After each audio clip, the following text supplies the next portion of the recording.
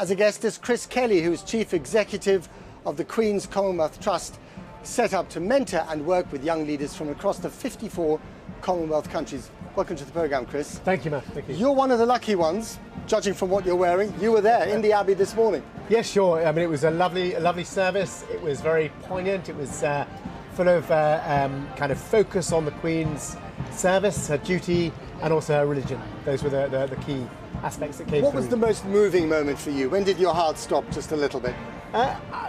You know, when the coffin comes in, everybody is absolutely quiet, absolutely silent. You could hear a pin drop, and it moves at such a slow pace through, so you really have a time to contemplate and focus. So that for me was the biggest part, just kind of really just silence, and yet so much was happening in that moment.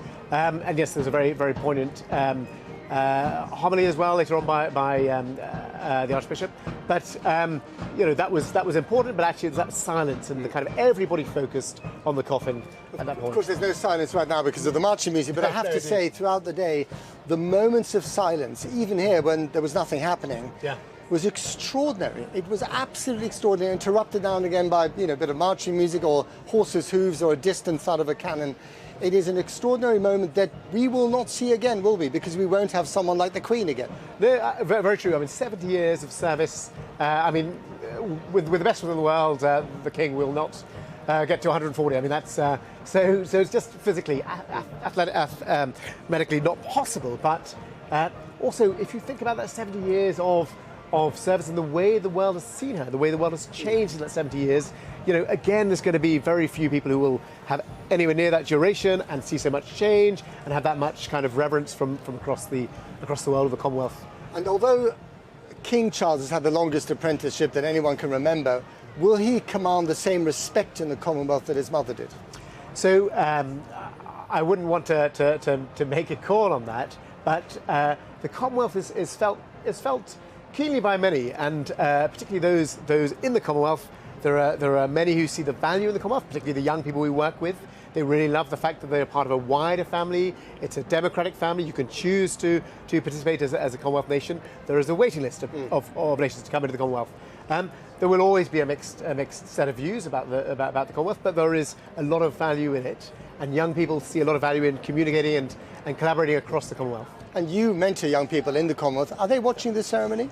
Without a doubt. I mean, I have heard from people in Kenya, in the Maldives, in India, in the Caribbean over the last 24 hours. I mean, there are many of our young leaders, we've got 850 young leaders, many of whom met the Queen as Queen's young leaders.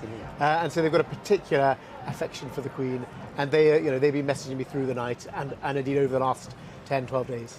And what do they respect? Is it the Queen? Is it the Crown? Is it a combination? Is it this country? So it's a commitment to service by the Queen. For somebody that young... It's character, really. It's character. Somebody at 21 to commit their life to service and then follow through with that. I mean, so many times you see false promises or fallen promises, and yet she committed to service and kept true to that. And so these young leaders are committing themselves to service as well, in the sense that they're doing work in education and health and employability, in agriculture, food, and kind of social good, and they're committing themselves to that, and they're delivering on that. Because the concepts of service and duty are quite old-fashioned, aren't they? I mean, you don't hear many Instagram influencers using those terms, frankly. No, you don't. And maybe no, you don't. It's a shame, really. But are they making a comeback because of this? No. Well, maybe. I mean, the value of service to society, to your local community, I think is perhaps the way it's kind of evolved. But there is a real value. Local people often know the right local solutions, and that's very much where these young leaders come in. They go, this is the problem, this is how we can fix it, and they just commit themselves to doing that over a number of years, and they do. Now, they haven't got the 70 years on the Queen, but they really are still making a lot of difference kind of locally in the early years. Chris Kelly, thank you indeed for coming in here. And as you can see, as we can hear, the marching goes on and on. Let's go to Kathy back in Windsor. Kathy. Thanks, Matt. There's been marching here already too.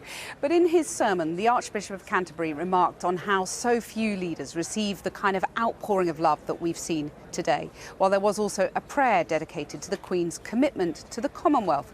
And across all faith communities and walks of life, people have been coming together at community centres and other public places to remember